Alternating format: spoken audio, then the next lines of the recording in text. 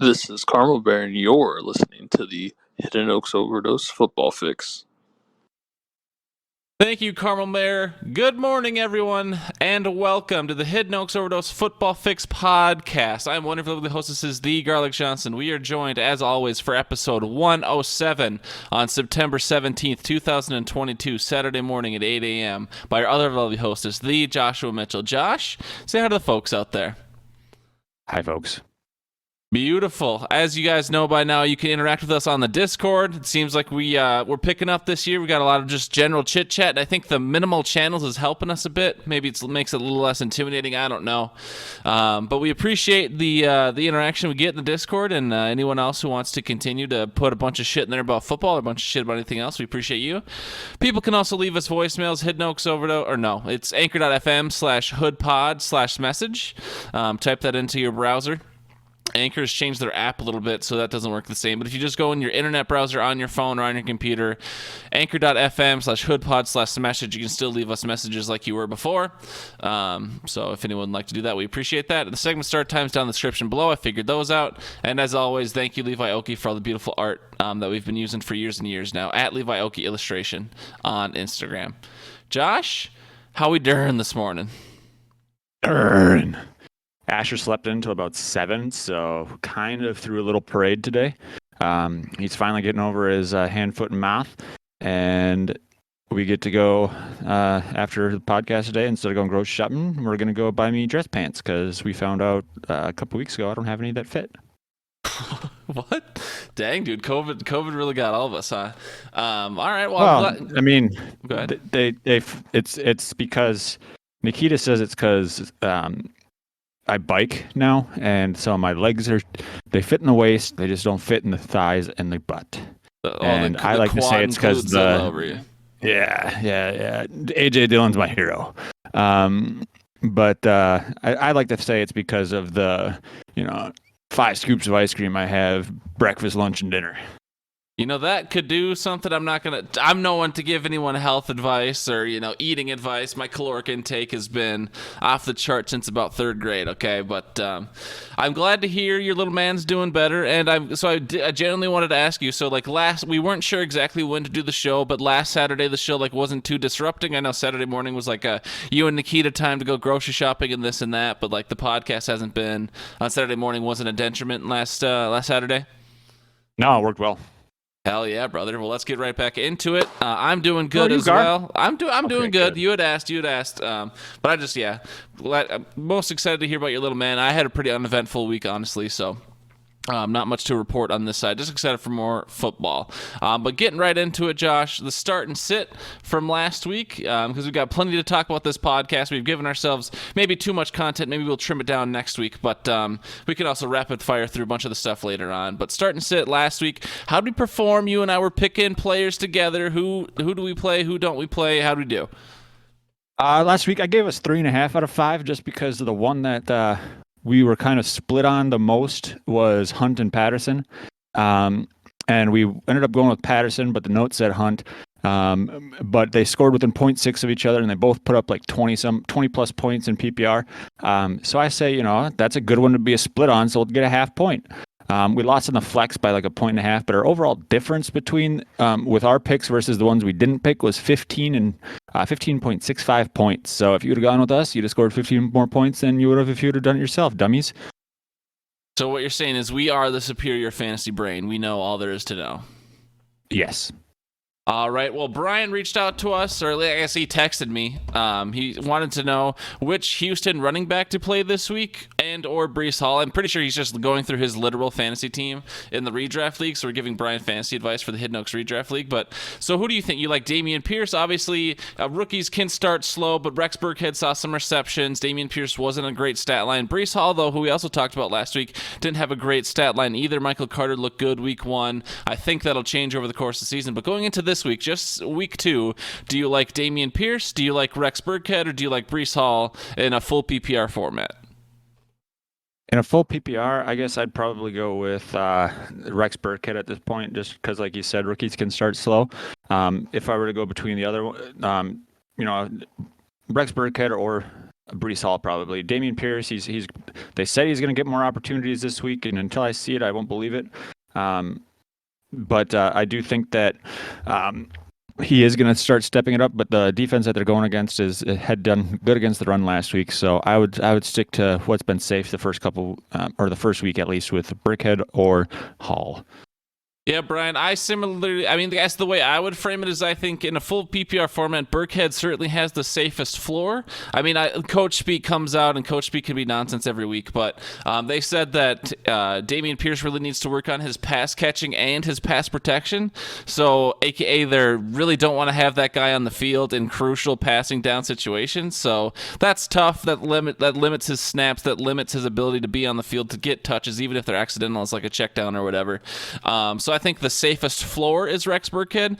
And so what I'm trying to say is if you think your matchup is pretty in hand and you don't need like some bust to win, like you're not playing a really tough opponent this week, I would say Rex Burkhead has the safest floor. And so if you think your matchup should be pretty good, just get Rex Burkhead. It'll probably get you 5 to 10 points. That's an okay performance for probably your flex spot.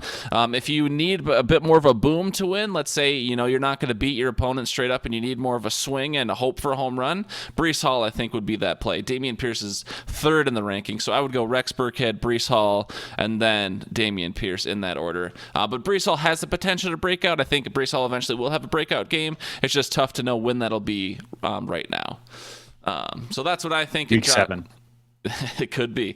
But that's what I think, Bri. And then Al had asked in the chat about Paris Campbell. If I remember correctly, Alec Pierce was beat up. Michael Pittman was beat up. I guess in week 2, the poor Indianapolis Colts had to go from a full-on practice to just a walkthrough already in week 2, which that's like a classic coach move when you're like middle to end of the season, everyone's beat up, you need to rest your guys. So seeing the Colts do that and Frank Reich do that in week 2 is kind of tough, but plenty of Colts are beat up. What do you think? You think Paris Campbell has some appeal? There's a little bit of hype coming, from him at a camp. What do you think? You think Paris Campbell's worth a play this week playing Detroit? Or playing, I forgot who the Colts play off the top of my head, but what do you think? I guess if you have no other options and you're looking for kind of like that wild card option for a flex spot because you're not necessarily desperate. Well, yeah, no, because you're desperate. I would say it's a fine play just because both Pierce and Pittman are unlikely to play. If one of those, I think Pierce has already been ruled out with his concussion, and I don't know if Pittman has or not. I guess I wasn't paying too much attention.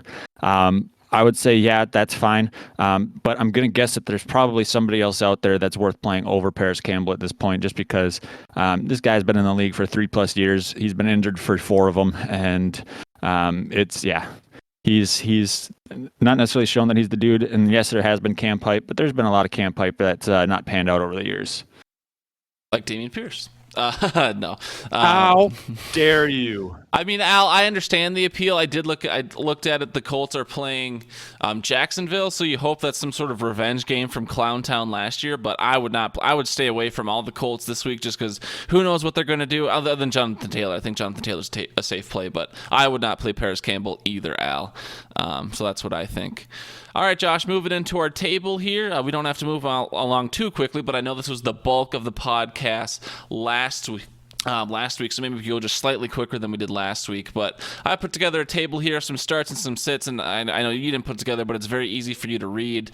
What do you think here? Do you just want to go? I probably want to go in order down the table. But our first one here is kind of the later QB. So this is someone, if you didn't take a QB, early in your draft, you probably took one at the end of the draft or even got him at the waiver wire, if you didn't take a QB right away. But we got Matt Ryan versus Jacksonville, or we got Carson Wentz at Detroit.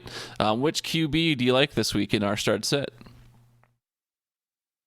I would say, I think that that's kind of a tough one. Just because Matt Ryan doesn't have the weapons around him, he didn't necessarily do the best last week. But I'm going to go with Wentz on this one. Just gut feeling. You got my Gar's gut going. Wentz had a great week last week. He should be able to build on that performance. Detroit's defense is okay, but they did just give up 40-some points to Philadelphia. It's a little bit different style offense, so we'll see. And it looks like Terry McLaurin is kind of back on track or on track with Wentz, so I'm going to go with Wentz in this one. Okay, I mean, yeah, for me, this one was a little tough too. That's obviously why you put it out here. It's a good discussion because Matt Ryan, like, if I would assume Ryan was probably embarrassed coming out of that game last week. I mean, to get a tie against the Houston Texans, like, that's rough, especially week one. So I assume Frank Reich and Matt Ryan were like, all right, we really got to fuck up these Jacksonville Jaguars this week. And then with Carson Wentz, like, he did well last week, but then a lot of people will say that's a flash in the pan. If you watch the game, Carson Wentz was still out there being reckless as shit. He was trying to give the game away, but I happen to think the deciding factor for me is I think this Washington Detroit game will actually be more of a shootout game. I think it'll be a high scoring game, and so I like Wentz as well. So I'll ride with you on Wentz. Easy consensus there in the first one. What's our second one here, Josh? We've got the two Packers running backs, Jones or Dillon, versus Chicago at home. And so who's going to have the hot hand in the game? And as a Packers fan, I don't think it's necessarily who has the hot hand. It's more so just how the game develops. And so that's kind of what happened last week with Jones not getting the rock as much, playing from behind. Dillon was the leading receiver. So in full point PPR, I mean, this is a tough one as well. Full point PPR, I'd probably go Jones just because I think that they're going to try and get him the ball more because he is a little bit more efficient when he gets the ball. But in standard, I'd go Dillon. So that's kind of my idea there. If we're going PPR though, Jones. Okay, yeah, I put this one in here because I knew, I put this one in here knowing exactly which one I'd pick, but I was curious what you think because, I think, as far as fantasy performance go, Dillon definitely outperformed Jones last week, right, off the top of my head. Is that accurate? Okay. But then I saw some stat this week where it was Aaron Jones comparing the last 3 years, week 1 to week 2. It was week 1 was 5 or less points, and then week 2 was 20 to 40 points. And so it seems like whether it's Aaron Rodgers or Matt LaFleur, whoever really getting Aaron Jones into the game plan this week, it seems like Aaron Jones should explode this week if you believe in statistical trends. So I'm definitely going to go with Aaron Jones as well. That is who I knew I wanted as I picked the start sit. But A.J. Dillon was no slouch last week, and so I wasn't sure if that would make it tough for you. And eventually, Aaron Jones isn't going anywhere soon. They re-sign him to a big deal. But it definitely seems like this team is moving towards A.J. Dillon. So I was just curious what your thoughts would be on that. But I mean, most of us play in PPR formats these days, and so we're both thinking Aaron Jones there. Yeah, and I think, I mean, they've been a pretty much ever since kind of Dillon took off during the Tennessee game as a rookie year. It's been trending towards that 50-50 split, getting them out there, kind of both at the same time sometimes. And so getting Dillon a lot of the carries. He's a great pass catcher, underrated pass catcher. Jones is obviously really good at as well. So I think that, that 50-50 split with carrying the rock or getting touches is a thing for them, kind of keeping both legs fresh. So I do think that, if you playing both is completely fine. Dillon's my RB2 in the Victoria's Secret League. So it's not like, I consider him to be starter worthy. No bias. But yeah, but I do agree that Jones isn't going anywhere anytime soon. So yeah, stick with him if you have to make a decision between the two. All right, the next one here. So we have little categories here. So the first one was late QBs. The second one was hot hand. This third one is going to be cold hand because they both were pretty underwhelming in week 1 in their game against the Giants. So I'm keeping it in the same team theme again. This is Robert Woods or Treylon Burks at Buffalo. Of course, it's always easy to look at this game and be like, all right, well, the Buffalo Bills are going to absolutely clobber the Tennessee Titans. And so Ryan Tannehill's going to be throwing the pill around a little bit. But who knows if that game script, comes to be true. Maybe Derrick Henry runs all over Buffalo and the game isn't anywhere what we think it is. Anything could happen at this point. But, Robert Woods and Treylon Burks certainly both disappointed week 1. Treylon Burks, I believe, had more targets and points, but they were both in PPR. It was 5 fantasy points. So not nearly impressive at all for either of them. Treylon Burks, the rookie, Robert Woods, the savvy vet they signed to replace. You can't really replace A.J. Brown with Robert Woods, but that was, more or less the goal. So what are you thinking here? Do you think the veteran kind of picks up pace and takes over some, primary targets this week, or do you think they keep feeding the rookie? Who do you like here between Robert Woods and Treylon Burks at Buffalo?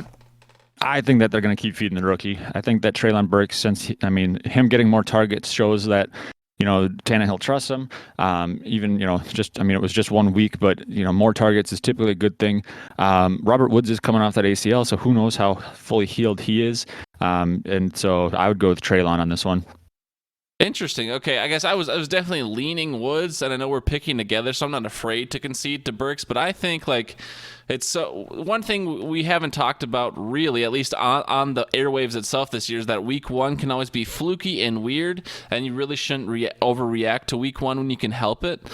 So I was leaning Robert Woods. That veteran presence is going to get some targets. So I mean, I'm definitely not afraid to lean or ride with you on Treylon Burks, but I was definitely thinking Robert Woods myself for what it's worth. Anyone else out there? I think Robert Woods will have a good week. I think he'll bounce back. I know the Buffalo defense is real tough. We saw that last Thursday night, and they'll be well rested. And Leslie Frazier's a guy. But Josh, if we were picking together, I'll ride with you on Treylon Burks. But I'm more lukewarm on it. Maybe this is our Cordarrelle Kareem Hunt this week. Could be. Maybe they both smash it. Who knows? Again, Tennessee Titans in theory should be throwing the rock around a lot. Or maybe they both suck. All right, next one, Josh. Who do we got? We've got Jeff Wilson Jr., the hot waiver ad in the waiver worthy category, or Curtis Samuel at Detroit. So Jeff Wilson's playing against Seattle at home. That game is going to, and so I guess I know which way I'm leaning. Do you want to go first? Well, I mean, I assume you're absolutely fading Jeff Wilson, but I just thought it would be interesting because if you're absolutely adding a guy off the waiver wire, unless you lost Elijah Mitchell, these guys are probably in your flex. So, the two of the hottest waiver ads of the week. I think Curtis Samuel's a flash in the pan. I would definitely lean towards Jeffrey Wilson having the much safer floor versus Seattle, especially knowing the team that Seattle is. If you're going to say Curtis Samuel, I'll definitely want to hear a compelling case. I won't fold as easily as I did with Burks, but assuming you're leaning Curtis Samuel, I'm leaning Jeffrey Wilson. Sell me on Curtis Samuel here. I'm actually leaning Jeff Wilson. What? Neener. Yeah, I mean, he's shown that he can play decent in games. This is supposed to be just another sloppy rain game, so they're going to be running the rock a lot. So I'm going to lean Jeff Wilson as well. And that's, I agree that Curtis Samuel's probably just a flash in the pan, but because they were throwing the ball a lot last week. So I'd lock in Jeff Wilson on this one. Okay, I didn't realize we'd have this much consensus so far this week. Last one, Josh, stud category. Last week we did Jefferson and Jamar Chase. You're probably not going to have these two guys on your fantasy team. This is maybe more of a FanDuel perspective or something else. But do you these guys kind of had relatively underwhelming performances in week one? Two top 5 tight ends. We got Mark Andrews versus Miami or Darren Waller versus Arizona. Who do you like, Josh? Arizona just got steamrolled last week, didn't they? So I'm going to go with Waller versus Arizona on this one. That's not to say that Mark Andrews isn't going to get his, but the Miami defense is a little bit stronger. And we know that even though Andrews is that number one target, that is kind of Lamar's offense, a little bit more run first, it seems, or it has been in the past. Both of them are quality starts. Obviously, you're not going to sit one if you have one, or have them both. You won't have them both unless it's like a dynasty, but I'd lean Waller in this one. I'd have to agree. It seems like Waller just has always been more of a focal point of that. I was going to say Oakland, Jesus Christ, of that Vegas offense. I don't want to say Hunter Renfrow has been relegated for sure to target 3 now that Tay's in town, but I don't know. I love Mark Andrews, but I want to fade Brian here just for the memes of Brian being in the chat right now and him taking Mark Andrews in the first round. So I'm definitely going to ride with you on Waller, if nothing else, just to spite Brian and saying that Mark Andrews won't live up to snuff. Well, that's mean. Welcome to the show, Josh. All right, ladies and gents, those were our starts and sits. And Josh, we still got a good 11 minutes left, so we don't have to pick up the pace too poorly. But let's move into some FanDuel favorites here. These are guys we like if you can play in the pod play along, or if you're doing some other sort of DFS. Of course, Eric's you can't play, but there's still fantasy value to be heard based on what we're saying here, because Josh and I are the biggest brains in the biz, so pay attention to what we're saying. But I kind of figured, Josh, usually how we've done it in years past is we just pick one player we like. Why not pick one of each position, or at least of the offensive position? So I feel like I've been talking into this. So I guess who are you? Or I guess we can go back and forth based on position. But who do you like in FanDuel this week, starting at quarterback? So I've got Derek Carr versus Arizona. He had a great week last week. Obviously, having Tay helps. I will, Eric's. but he's 7,300 at home. And like I said, he's coming off a hot week with Devonta Adams at the helm. Darren Waller, we just talked about. He's hopefully going to have a good week as well. So that's who I got for quarterback. Who do you have, Gurr? I said it before, I'll say it again. I think this Detroit-Washington game will be a shootout. Honestly, I think it'll be a high-scoring offensive game just based on what we saw out of Washington and Detroit last week. Detroit scored 35 points. I don't remember Washington's score off the top of my head, but I think Goff or Wentz is a good play. Goff was just cheaper, so I put Goff in at 6,700. Josh, who you got for running back? For the running backs, I've got the vulture himself, the happiest man alive, the pregame dancer, Jamal Williams versus Washington. He can catch out of the backfield, so that being a shootout, score a lot of points on the board, he's still able to catch. DeAndre Swift had an amazing week last week as well, but Jamal Williams got the touchdown, so I don't know if that was just happenstance or if that's kind of the game plan with him on the red zone. DeAndre Swift got a little beat up, it sounds like, but he's good to go. Classic. But Jamal Williams is 6,400, so he's not necessarily it's super value at in the 5,000s, but he is a decent price for a running back that did put up points last week. Yeah, I like your thought process there. I like what you're thinking. It seems like we're going to heavily hit this Detroit-Washington game, and why not? If the players are cheap and we think it'll be good. I'm staying in that game yet again, Josh. It looks like we've got in total in this table 4 players from this game, but I like Antonio Gibson at Detroit. Gibson, Ron Rivera was, trying to push Brian Robinson in there for early downs. Brian Robinson's not around right now, which is unfortunate, obviously, based on what happened, but, he's singing the praises of keeping Gibson in the game, especially on passing downs. Everything's going to be high-scoring game. Gibson's going to be catching the pill. So I like Gibson for 7,400 at Detroit. And Josh, go ahead and finish us up with our final player from this Detroit-Washington game. Yeah, so wide receivers, I've got DJ Chark. He had a solid week last week, touchdown, and I don't know how decent amount of yards. Obviously, Amon-Ra St. Brown is going to be the number one in that offense, target share wise. But DJ Chark is not a bad pick as well. He's a big-bodied receiver coming off an injury, but before that, before his injury, he did have one season where he was a top 15 wide receiver in fantasy value, or in fantasy points, that is. So not a bad receiver overall. And that was when he was with Jacksonville, believe it or not. He's 5,700 right now, so I think that's a decent value. I'd definitely snag him if you're looking for a budget receiver because you want heavy somewhere else in FanDuel. Right. I got Rashad Bateman. I think Devin Duvernay getting 2 touchdowns last week was definitely not going to be the norm. I love Bateman as the primary target in Baltimore. So Rashad Bateman versus Miami home game. I think he'll get the pill from Lamar. 6,400. I love Rashad Bateman this week. Josh, finish us out with the tight end. Yeah, so tight ends. I've got Tyler Higbee at Atlanta. I believe he's the tight end for the Rams. He's a low-cost tight end. Last week, I think he had 11 targets. So the fact that he got double-digit targets in an offense with Cooper Kupp is pretty impressive. And so 5,300 for him, solid value with hopefully the same. If he gets the same volume, catches half of them, it's a solid pick for that price. All right, and I like Ertz this week. Zach Ertz was probably one of the only redeeming things out of that Arizona game. Definitely wasn't Hollywood Brown. If Jack ever listens to this, I told you Hollywood Brown was going to be a fucking bust, but no one likes to listen to Gar. If in FanDuel, Zach Ertz is only costing you right now 5,200. He got 10.4 points, or that's his average, fantasy points per game. Such as a good value. No one else really outperformed that greatly last week. So I like Ertz at Las Vegas for 5,200. Josh, you got a FanDuel bust of the week. It looks like this was your idea. Who do you think's a bust? My bust of the week is going to be Mike Evans at New Orleans, 8,300. He's going up. He sucks against New Orleans. I think he has one catch in the last 3 games. No, I don't know if that's the case, but he goes up against Lattimore, who always has his number, it seems. Plus, he seems a little banged up. He was on the injury report. So he's one that I'm trying to avoid at that price point. All right, I'm avoiding CMC this week, whether it's in regular fantasy or FanDuel, just relative to everyone else around him and the premium running backs. If you're paying $9,700, you only get a budget of $60,000. Just for the people who don't know in FanDuel, you get a budget of $60,000 to spend on all your players.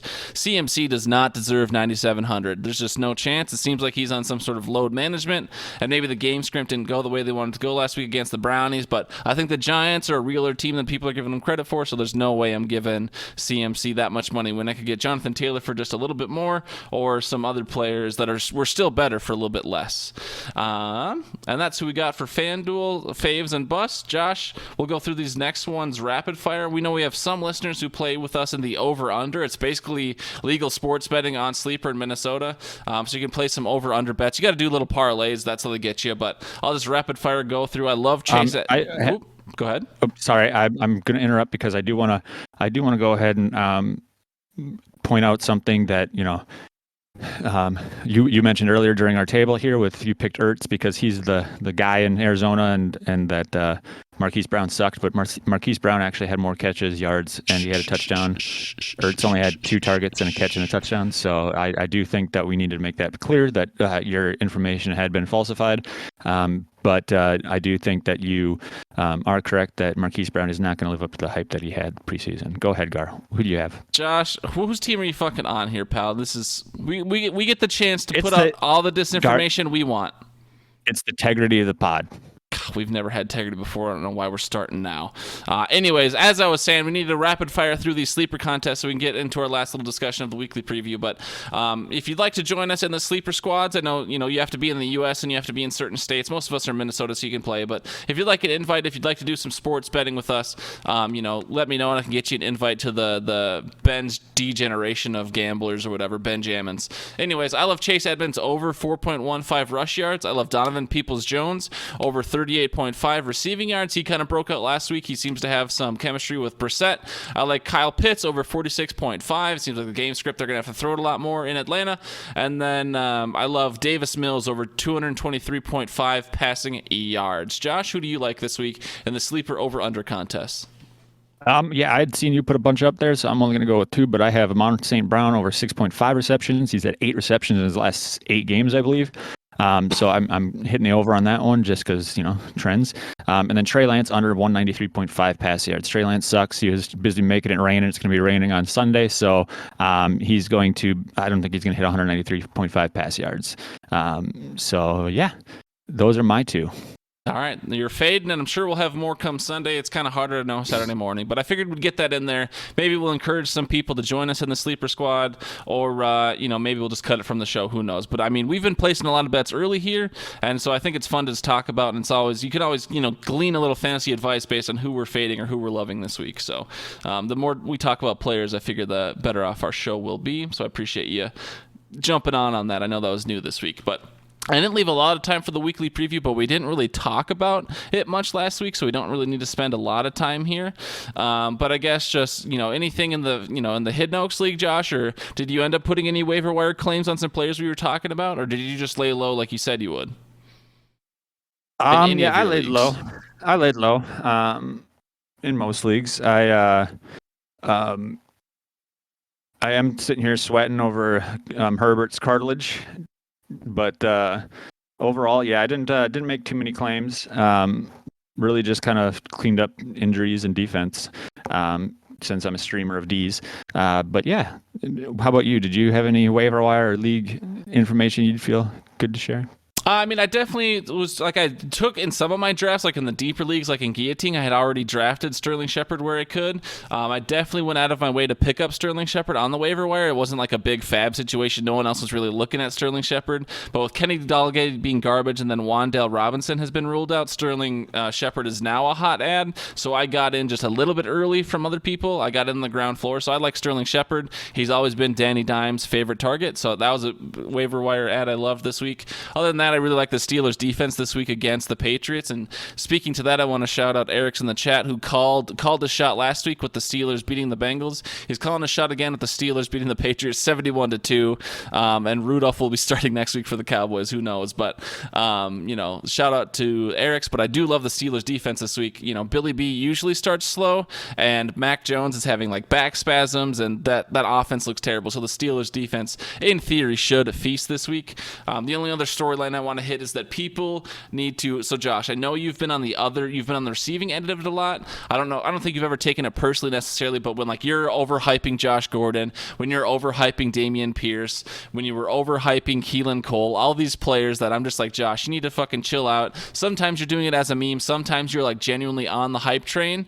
Now you can see that I'm not, when there's way too much hype, I call it out wherever I see it. People need to calm the fuck down on the Vikings. Anyone who watched Vikings games last year and watched that Sunday game against the Packers, that game looked a lot more similar to last year than it did look different. We went up early. We had a great first couple drives. We really stalled out in the third quarter, and then we were able to finish the game. I understand it's not the exact same. Kevin O'Connell is not the same coach as Mike Zimmer, but just like Adam Thielen came out and said, I love that we just kept attacking and attacking and attacking, and everyone was talking about how aggressive we were. We were going very conservative in the third and fourth quarter. Like, we were not, like, people just need to calm down and acting like this is some revolutionized team. Kevin O'Connell seems to make very similar decisions to Zimmer. The defense just played better, or the offense, didn't stall out so many times. Whatever the case was, people need to calm down. If the Vikings cannot contain Jalen Hurts Monday night, we will lose. Jalen Hurts is an absolute weapon, but this hype for the Vikings I'm seeing in the sub and nationally is just getting out of control. And so I need to call out, people need to calm down. Kirk Cousins is not some revolutionized quarterback. He's still an above average QB who will struggle sometimes, okay? Kevin O'Connell's a first-year head coach. People need to calm down. I'm happy the Vikes won. I love to beat the Packers, but people just need to chill out. Josh, do you have anything? Here comes the Super Bowl. God. What do you think, Josh? I mean, we need to get out of here, but just what do you think? Obviously, Minnesota's, a lot of people here are Vikings fans, so what do you think? I mean, they had a great game. I do agree that they did stall it at some points. Everybody's knocking the Green Bay defense because they're supposed to be a top 3 defense this year, and they gave up 21 points. But they, the second and third quarters were pretty much shut out. And so it was, they played solid D. They just got tired because the offense wasn't making things work till the second half. So it's not necessarily, it's kind of like last year. Aaron Rodgers looks at week 1 as a preseason game since he doesn't play in the preseason. Last year against the Saints, they blew. But like he said, they did better because they put up 4 more points. But the Vikings, you have reason to be optimistic. A lot of fresh looks on things. I would say that your secondary got burned quite a bit on that first play of the game with Christian Watson. So maybe there's a little bit there. But yeah. It's week 1. Everybody needs to calm down. You can start, in Minnesota, start the hype train around February. All right, that's all I got, folks. That's all. Josh, unless you got anything else, we'll just get the hell out of here. I appreciate everyone listening. Good luck on your matchups Sunday and Monday night. We'll be back here Tuesday night. Interact with us on the Discord. Leave us some voicemails. We would love to hear if you get a bad beat on Sunday or Monday night, if some fantasy player just absolutely fucks you right in the arse, or if you absolutely dominate, like let's say, I don't know who Brian's playing, but let's say Brian's playing Bradley. If Brian just absolutely clobbers Bradley, I'd love to get a voicemail of Brian talking trash. Eric's, I'd love a voicemail of you talking trash, even though I fucking smoked you in the BSB league last week. But that's what the voicemails are for. So if anyone is feeling a lot of energy, positive or negative, we'd love some voicemails after Sunday or Monday for the Tuesday night show. But with that, we'll get out of here, folks. Thank you so much for listening. We love you, and we'll talk to you again Tuesday night. Bye. Ooches. Go Packers.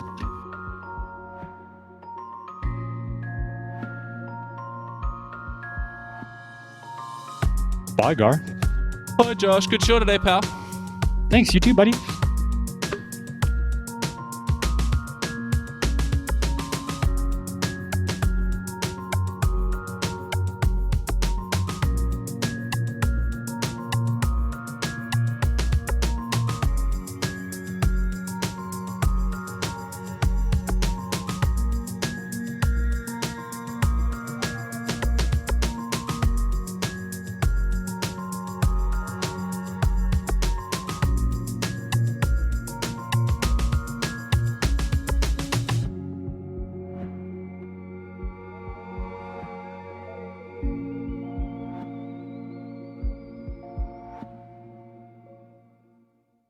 I'm sorry, did you say something about a low price?